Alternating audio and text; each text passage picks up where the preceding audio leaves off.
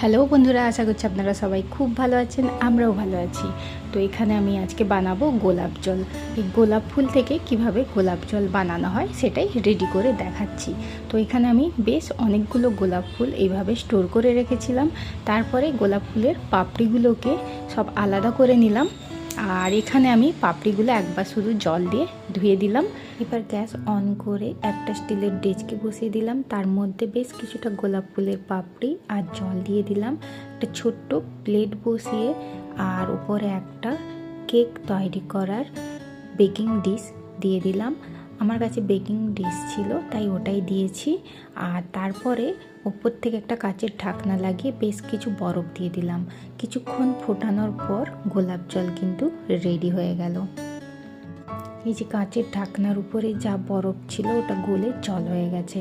আর ভেতরে এই কেক তৈরির যে বেকিং ডিশটা ছিল ওর মধ্যে যেই জলটা জমা হয়েছে ওটাই গোলাপ জল।